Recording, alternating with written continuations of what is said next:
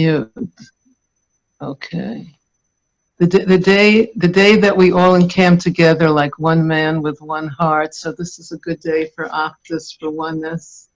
Good time for all of us to be coming together, to learn together, to prepare for Shavuos. And Shavuos we read the story of Ruth. You know, it's an old Hasidic custom on the night of Shavuos to read Tikkun Leil Shavuos, which is the beginning and the end of all the parshas of the Torah and of the writings and the Nevi'im, the beginning and the end. But the only thing that has everything, the whole thing, is the book of Ruth. So in Tikkun Leil Shavuos, we get the whole book of Ruth. Ruth is something that's important to read on the night of Shavuos, which is getting closer. So let's talk about it a little bit. So Baba Basra, the Gemara tells us that Megillas Ruth was written by Shmuel Hanavi, and he later anoints Ruth's great-grandson David as king. And it's the court of Shmuel that ultimately determines that women from Moab can marry into the Jewish people once they megayah, because a man from Moab is not able to marry into the Jewish people. Even if he becomes Jewish, he can't marry in. And we'll talk a little bit about why, but it was the fact that the court of Shmuel ruled that it was Torah l'Moshe miSinai, that the Moabite women can become part of the Jewish people. It wasn't just one based in deciding, because that's what Ploni Almoni was worried about, that if he married Ruth and his children were on the way to the chuppah and somebody would come running over and say, no, another Beis Din said that women from Moab can't marry into the Jewish people. But if it's Torah l'Moshe miSinai, it gets the total hechsher from one and all. Okay, let's look at the story a little bit. It takes place in the times that the judges judged. And this was 390 years between the death of Yehoshua, who brought the Jewish people into Eretz Yisrael, and the coronation of the first king, Shaul. So it was during these 390 years that we were ruled by judges. There was no king.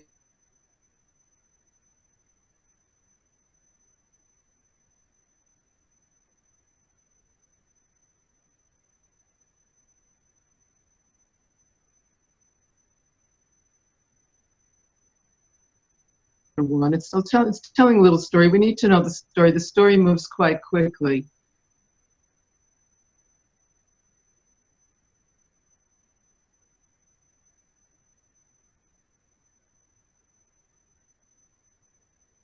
Miriam, we lost your sound.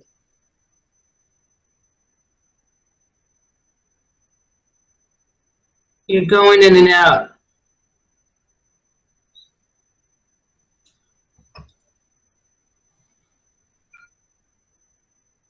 Live walking distance from Beis Lechem Yehuda. It's just right. A lot of the story takes place right here. A lot of the story takes place here. I hope everyone is able to hear me. I see some people are putting up notes. If you can hear me, raise your hand. Can anyone hear? Oh, good. All right. That sounds very promising. That looks good. Okay. So the man's name was Elimelech, and his wife's name was Naomi, and his two sons are Machlon and Kilion. They're known as Ephratim, also right near here, from Beis Lechem Yehuda, and they came to the fields of Moab and remained there. They came as tourists, and they became Olim Chadashim in Moab. Then Elimelech, Naomi's husband, died, and she was left with her two sons. And they married Moabite women, one named Orpah and the other named Ruth, and they dwelt there for about 10 years. And there's different opinions about in the commentators of whether they megayered then, or they megayered after.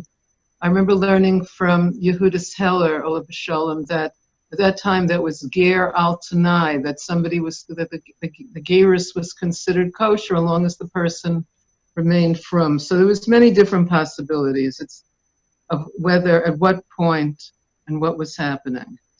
And they both both Machlon and Kilion also died, and the woman was left bereft of her two children and of her husband. So Naomi arose with her daughters-in-law and returned from the fields of Moab, for she had heard that Hashem remembered his people. The famine was over. And she went forth from where she was with her 2 daughters-in-law, and they went on the road to return to the land of Yehuda. And Naomi said to her 2 daughters-in-law, "Go, return each woman to her mother's house. May Hashem deal kindly with you as you have dealt with me. May Hashem grant you that you find rest, each woman in her husband's house." And she kissed them, and they raised their voices and wept. And they said, "No, but we'll return with you to your people." And they raised their voices and wept again. And Orpah kissed her mother-in-law, but Ruth cleaved to her. So this turns out to be an important line. The Tishek Orpah, the Hamasad Orpah, so there were kisses. For Ruth's Dafkaba, and Ruth cleaved to her. So there were kisses and cleavers, and Ruth cleaved to her mother-in-law, as we know. And Naomi says to Ruth, "Your sister-in-law has returned to her people and her God. Return after your sister-in-law." And Ruth says, "Don't ask me to leave you, to return from following you." And then she says one of the most beautiful lines of all Tanakh: "For wherever you go, I will go, and wherever you lodge, I will lodge. Your people shall be my people, and your God my God. Wherever you die, I will die, and there I will be buried." Okay, 17 lines in Megillas Ruth, and we're thick into the plot. So the time that the judges, Shofet HaShopsim, the judges are being judged. Everyone had an opinion about the Rav and their village. Everyone had an opinion, wasn't too favorable. It was a time that the judges were being judged. There was no leadership, there was no inspiration. Elimelech was a leader. He was a leader of the generation, and he couldn't deal with the famine. He couldn't deal with poor people coming to his door in crisis. So many people knocking on his door, and he decided to leave for Moab, where no one knows him, where there's no burden, there's no responsibility to feed the poor in a time of famine. But abandoning ship was not such a good choice. So why, and Moab of all places to choose. So Moab is on the other side of the Yarden. It's like a present day Jordan. And there's a pasuk in Devorim that the Ammoni and a Moavi cannot megayer. Of course, when we left Mitzrayim and we reached the land of Moab, the Moabites didn't greet us with food and water. And that's, of course, the question that it was only the men, the women don't have. Sarah was in her tent. The angels had come to check it out, that it's kosher for a woman to stay in her tent. So the Moabites were selfish. King Balak of Moab rented Bilam to curse the Jewish people. Moab wanted to annihilate the Jewish people. So even if a man megayers, he can't marry into the Jewish people. It's like something like a mamzer. It's something he's Jewish, but he can marry a mamzer, but he can't marry, or another Moab, well, like a Moabite woman can marry into the Jewish people, as we know from the story of Ruth. Okay, so Elimelech dies, and Naomi is left with her 2 sons, Vayames Elimelech ish Naomi. So why is he referred to as Ish Naomi, Naomi's husband? And the sages say, Ein ish meis elo leishto. A man dies only for his wife. The adult children can move on. Ish Naomi, he was Naomi's husband. And the Gemara Sanhedrin also says, Yaakov Avinu brings down, Yaakov Avinu says to Yosef, Rachel died on me. Ein isha mesa elo lebala. A woman doesn't die except for her husbands. Others grieve the death, but losing one's life partner is the hardest. And this is why it's spoken about. That's why it's mentioned Ish Naomi. Then the sons marry 2 Moabite women, Orpah and Ruth, and they were princesses. It's an opinion that they were the daughters or the granddaughters of Eglon, king of Moab. And Eglon, a messenger came to him and said, I have a message to you from God and from Hashem. And Eglon stands up, and in the merit of him standing up to receive his message from God, Ruth is either his daughter or his granddaughter. And as we know, David HaMelech comes from Rus. He was her great-grandson, and Mashiach. Okay, so they were princesses. So the two sons marry, certainly to start with, non-Jewish women, though again there's an opinion that they converted. And they had royal blood, but this shows the prominence of Elimelech's family. And so Naomi lost both her sons and her husband. She lost everything. And she gets up to return, and she's on the road, and her leaving Moab, they say it was like similar to Yaakov. When Yaakov left Beersheba to go to Haran, it's mentioned at the end of the previous parsha that he left, in the beginning of Vayetze that he left. His going out made a difference. It's because the light went out of the place. When a tzaddik leaves the place, the light goes out. So let's see. So we learned that. So the presence, Yaakov was such a presence. But after Rachel died, Yaakov's life was never the same. What Yaakov says tells his son, with all the tsuris in my life, nothing came close to when Rachel died. And the same with Naomi. It had such an effect on her. So it shows us the sensitivity we have to show when we're dealing with someone who's a widow or a widower, to have that sensitivity of what they're going through, how to be there for such a person. So let's see, what other things do I want to share? So, V'telechna b'derech, they went on the road. So Mishnah Rabbah gives two interpretations of what it means b'derech. One was they were so poor, they were walking barefoot, they had nothing, they were walking right on the road. And the second opinion is that Naomi was observing the mitzvah, v'lechtecha b'derech. As they were walking, Naomi was teaching them more about Yiddishkeit. And she says, go back, remarry. First they say they're returning with you, and another time she says, go back, return my daughters. She has feeling for them. 3 times they're told to go back. And from here we learn that when a would-be convert comes to convert, 3 times we come to dissuade them. And they're weeping again. And this is when Orpah kisses Naomi goodbye, Rus dafkabo, and Rus cleaves to her. And Naomi tells Rus, return like your sister-in-law. And again, this is the famous line that wherever you go, I will go, and where you sleep, I will sleep. Amech ami ve'elokayach elokai. Your people are my people, and your God is my God, and I'll be buried where you're buried. So Rus, these are very moving words. Rus cleaves to her. And Orpah leaves, and Midrash Rabbah says that night that Orpah left her mother-in-law Naomi, she was physically intimate with 100 men. She was trying to forget Kedusha. She wanted to get it out of her system. She'd been exposed to Jewish life. She knew what it was. She knew the human dignity of Jewish life. She knew the nigunim around the Shabbos table. She knew the preciousness of family. But she didn't like the restriction. And to forget it, and Shem Shmuel says she had relations with 100 men and a dog. And Goliath was born. So maybe it was all that DNA, I don't know. All right. So such an extreme the night that she left Naomi, and something, God forbid, someone wants to get Kedusha out of their system, they can fall very low. God forbid. So Orpah gives birth to 4 giants, and one of them is Goliath. So Goliath is the son of Orpah, and David HaMelech is the great-grandson of Rus.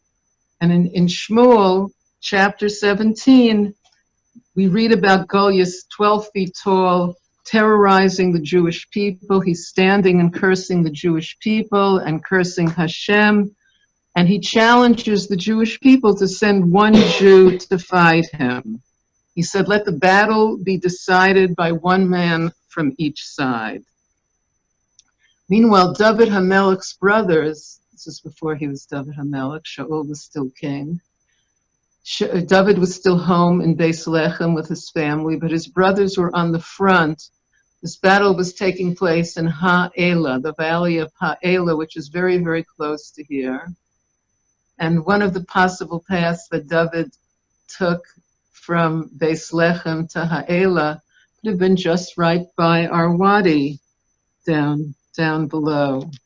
So Baruch Hashem, Jewish history is alive here. So he goes, he brings, his father sends him to bring food to his brothers who are on the front, and he hears Goliath cursing the Jewish people and asking for someone who will agree to fight him.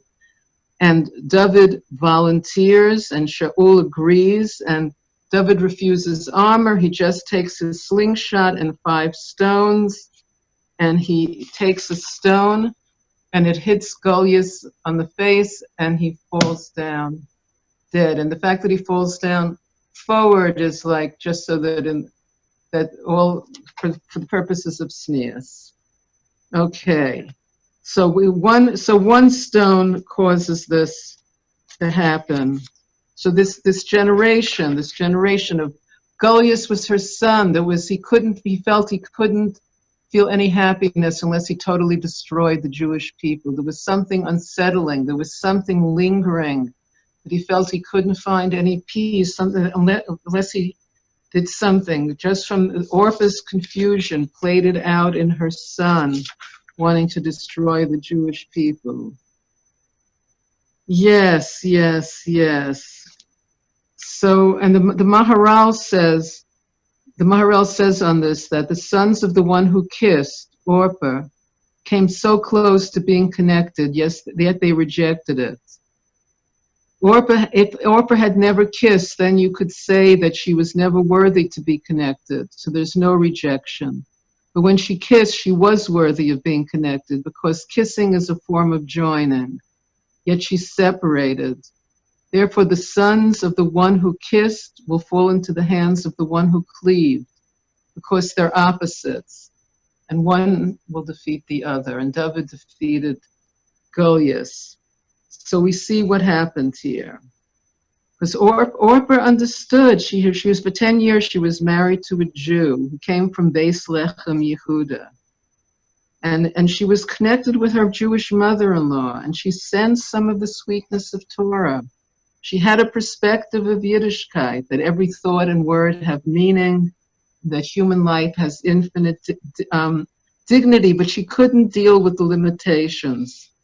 Because Rashi brings down, wherever you go, I will go. So we have to inform. So when Rashi says when a ger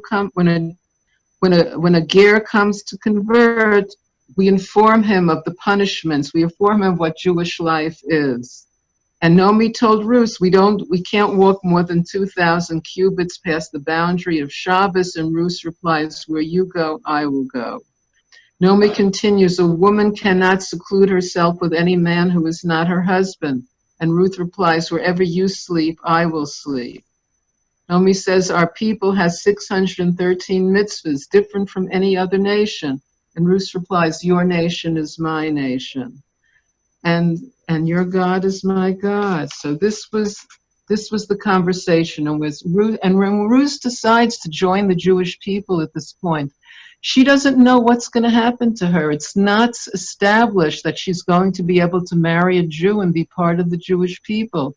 But she wanted to be, from what she saw of Nomi in Jewish life, she was really willing to give up everything to live as a Jew. And Rashi says from Ruth's responses, we see what Nomi told her. Yes. So Nomi says, we have these 613 mitzvahs. You have a 7-step program for recovery. But Amech Ami, Ruth says, your people are my people. Everything. Nomi told her all the intricacies of Jewish law. And she responded that she wanted to do it. And even though Orpah appreciated the majesty of Yiddishkeit, the ecstasy of prayer, the depth of learning, she didn't want the restrictions. She wasn't able to live with the instructions, because to live continuously with an invisible, transcendent God is very difficult. And I just wanted to share something that I heard from Rav Yitzchak when he was speaking in Barcelona this year.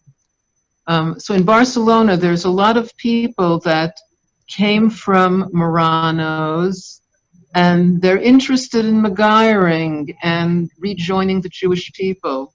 And what Rav Yitzchak said, it always has stayed in my mind, was that some people megire because they fall in love with the Jew, and some people megire because they fall in love with the Jewish people, and some people megire because they fall in love with the God of Israel. And then what Rav Yitzchak said was that we can tell if the megiring was successful if the person remains doing Torah and mitzvahs. That means it was successful. And that made it was just so clear to me, because there's so many questions about ger kahalacha and the intricacies, but it's just so simple to be able to say whether it was successful or not successful. It's easy for anyone to see and to understand. Yes, yes, yes. So, yes, so let's see. And, you know, the 40 steps, they say Orpah walked 40 steps following Ruth, following Naomi. She was pulled that way. And these 40 steps led to the confusion coming down to Golia, standing for 40 days, cursing the Jewish people at the time of saying Shema, the Shema. The morning and the evening Shema was too much for him. So Goliath grew up in the home of a kisser and not a cleaver. And David grew up in the home of a dvuka, people who cleaved, people who decided this is who they are. Okay, so there's a couple of things I wanted to share, a few things I want.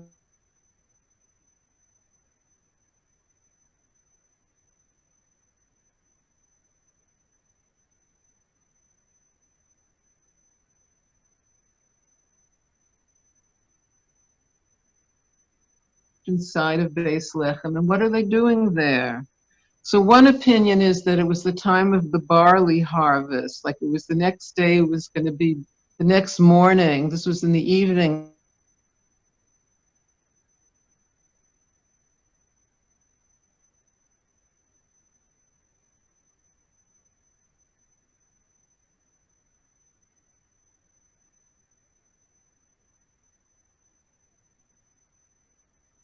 Naomi and Ruth coming back to Beis Lechem in rags. The other opinion was that Boaz's wives died that day. And this was, you know, it was Naomi's first cousin. They came from the same family, and the people were there out of respects for Boaz's wife because he was the judge at the time. But at any rate, the people were gathered there. And often, when we're in Beis Lechem, the Kever of Rachel, many people come. There's like a huge parking lot there for the Kever with walls around it at this point. But I often wonder, is this field? Is this the field of Beis Lechem, where so much Jewish history took place? So they're there and they're very poor. And even though Naomi has rich relatives and cousins, uncles, they don't want tzedakah. They don't want to live by tzedakah. There's a certain dignity. Remember, Ruth was a princess. She didn't want her. So there's a Jewish custom, a Jewish law of leaving food for the poor in the field. So I want to talk about that.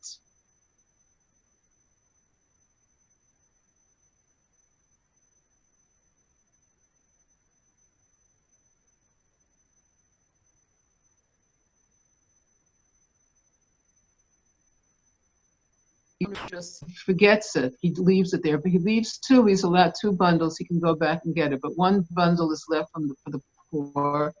And the third thing is called leket, which is often translated as gleaning, but it means if the farmer drops 2 stalks of wheat, he doesn't pick them up. He leaves them for the poor. If he drops 3 stalks, he can bend down and pick them up himself, but 1 or 2 stalks are left.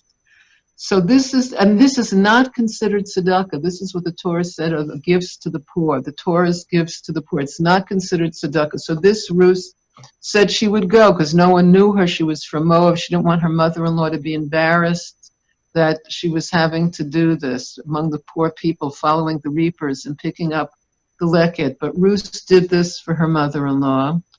And Boaz sees her, and he sees how careful she is about halacha. Other people picked up 3 if they fell. She would only pick up 2. And of course, she was very sneous. As we know, we learned that sneous, bending down from Ruth. She didn't do it with her tushy up in the air. She did it very sneously and very nicely. We learned that from her. It's good exercise also. So she was gathering leket carefully. Remember, she was a princess. She was a princess in a field of the poor. They could have asked for tzedakah, but they didn't. And everything Ruth did was very thought out. When she was gathering grain, she went to the far side of the field and then picked it up as she went closer and closer. So by the time she crossed the whole field and she was going in the direction of home, everything was thought out. Everything was thought out. She wasn't impulsive. She decided after careful thought that she wanted to join the Jewish people and be with the Jewish people. So Moshe Alshich brings out some interesting things in Kabbalah about Ruth's yichus and her gilgulim, and I want to share that with you. So it begins, and this is also the story of Mashiach. Of course, they say that these holy souls, the Satan who wants to keep Mashiach from coming, the opposing forces, only let these holy souls come down in these unusual ways. For example, we have the story of Lot and his daughters in a cave. His daughters thought it was something like after the Mabul, that the whole world was destroyed and they were the only living people. And they wanted for there to be the world to continue. So the older daughter has a secret conversation with the younger daughter, and they decide they're going to get their father drunk, have relations with their father, and keep life going on earth. And the first daughter becomes pregnant and names her son Moab. And this is where the people of Moab come from Lot and his daughters. So Lot was drunk, didn't know what was going on, didn't know he had relations, didn't know anything that was happening. Then they come back, those 2 souls come back as Yehuda and Tamar. Okay, so the story of Yehuda and Tamar, of course, is a fascinating tale that Tamar was married to one son of Yehuda who dies, and then Yehuda marries her to the brother. He also dies. And Yehuda has another younger son, Shelah, but he doesn't want Ruth to marry. He doesn't want Tamar to marry him. She's afraid maybe she's killing these husbands somehow. And Yehuda postpones it and postpones it and postpones it, and years are going by. And all of Tamar's friends say, "Forget it, forget this family, and there's no progress. You're not. They don't want you. Ask for chalitza. Don't insist. Don't insist on waiting for Yibam here. Just forget it." And she refuses. She feels, she has an intuition that her future is with the family of Yehuda. And before Matan Torah, Yibam was not just with a brother, it was with any family member, like the father-in-law, like Yehuda was her father-in-law. So Tamar dresses up as a Zona and sitting on the corner, and he doesn't recognize her. I guess she was very modest in the house of her father-in-law. And something pulls Yehuda towards her to have relations with her. And the wise Tamar asks for collateral, his stick and his cord and his seal, and he gives them to her. And Tamar becomes pregnant from this union, and she's the daughter of a priest, and she's being taken out to be burnt, and Tamar doesn't want to embarrass Yehuda, but she sends these 3, the staff and the cord and the seal to him, and says, by the owner of these 3 things, I'm pregnant. And Yehuda says the famous words, Satka mimeni. She's right, it's from me, mimeni. And it's the mimeni that gets him to be, that he admits that it's from him. Because he knew Pilpul, he was very bright, Yehuda. He could have said he just read in Akiva Eger that she doesn't have to be burnt, it's fine, we're calling off the burning. He didn't have to publicly confess, but he took that responsibility. He took responsibility for the situation. And so that's Yehuda and Tamar, that exciting story. And Mashiach comes from Peretz is born. From Peretz, we have the story of David and Mashiach. Okay, then they come back. So that's the third coming back is as Boaz and Ruth. So Boaz and Ruth, the third branch. So the story also is a little unusual. Naomi sends Ruth down to the field, down to the threshing floor at night, and she lies at Boaz's feet. And he says he'll try to do what he can to marry her. And there's a closer redeemer who's he's a nephew. Boaz is a nephew of Elimelech, and there's an uncle. But as I began with, the uncle was afraid about the whole story about a Moabite woman, that a Beis-Din could change his mind. He's not taking any chances. So Boaz marries Ruth. And when they have relations, it's with chuppah and kedushin. It's something very holy. So Boaz and Ruth, the third coming back. So we could see what's happening in these three situations. The woman always knows what's going on. Lot's daughter knows what she's doing, having relations with her father. Tamar knows it's Yehuda. And with Ruth and Boaz knows. So Lot didn't know he was having relations. He didn't know with who, or Yehuda knew he was having relations, but he didn't know with who. And then Boaz and Ruth, it's the elevation of those souls, the third coming back of those souls. Okay, so let's look for anyone who happens to be looking. I want to share one more idea here. So when Ruth comes back to Naomi with the barley that she gathered, and Naomi wants to know, who was the person, what happened, and Ruth says, Shem ha'ish asher osisi imo Boaz. The name of the man with whom I did today was Boaz. Why doesn't she say the name of the man who did for me today is Boaz? What does she mean, the name of the man with whom I did today? And this is where the Midrash, the famous Midrash is brought, more than the Balabayas does for the poor person does for the Balabayas. Ruth was on the receiving end. She didn't forfeit her dignity. Ruth understood hashgacha pratis. See, she understood Hasidus. Everything is hashgacha pratis. Hashem made me poor and you rich, but she didn't lose her perspective. I'm giving you an opportunity to give. What I did for him, she said. She had dignity and perspective. That richness and poverty, they're ultimately a thing of the spirit. And from this, the Baal Shem Tov, the Ben Ish Chai and the Baal Shem Tov say about this, about giving tzedakah. So the coin, how giving tzedakah makes Hashem's name. So the yud is the coin. The coin is like a yud. My hand with 5 fingers is the hey of Hashem's name. My outstretched arm is the vav of Hashem's name, and the person who receives it, that's the final hey. So the person who's receiving it is the final hey, making Hashem's name. But for this to work out, the Baal Shem Tov teaches, is that we have to give tzedakah before it's asked for, because if the person sticks out their hand first, then we're getting Hashem's name not in the order of the yud, and then the hey, and then the vav, and then the hey.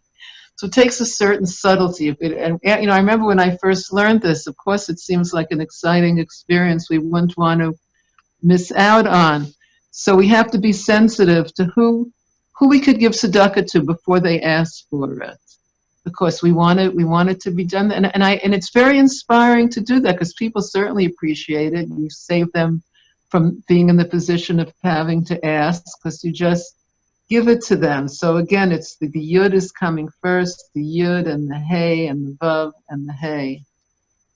So yes, so we learn so many things from Ruth, her desire to join the Jewish people without knowing that she'd have any security at all. They came back with nothing, with absolutely nothing, but she felt, and this is what we read. So again, Tikkun Leil Shavuos. I always do like to do advertisements for it, because there's a lot of energy there. And here in quarantine, well, you might not be able to go to hear a class. Just make sure you have your Tikkun Leil Shavuos, and all of Rus is in there. So there's a lot in Tikkun Leil Shavuos. We might not have a chance to do all of it, but it's there. The story of Matan Torah is in there in Yisro. And Rus is there, so it's good to learn Rus. We're doing a good part of Tikkun Leil Shavuos, just reading all the ins and outs of the story of Rus and how she's the mother of royalty. They say that we needed those genes from Moab. We needed those genes from Moab in order to establish royalty. We got that from Rus. A princess gave up everything to join the Jewish people, then becomes the mother of royalty. So that's what I wanted to share with everyone tonight. So nice to see friends. I appreciate those waving fingers. Let's see. Yes, yes, yes. So everyone should have a wonderful Yontif. We should all be inspired in our coming together in our marriage with Hashem and the Jewish people. And he should bring us nachas, and we should bring him nachas, and we should have the Geula Shalema. Good Chodesh, good Yontif.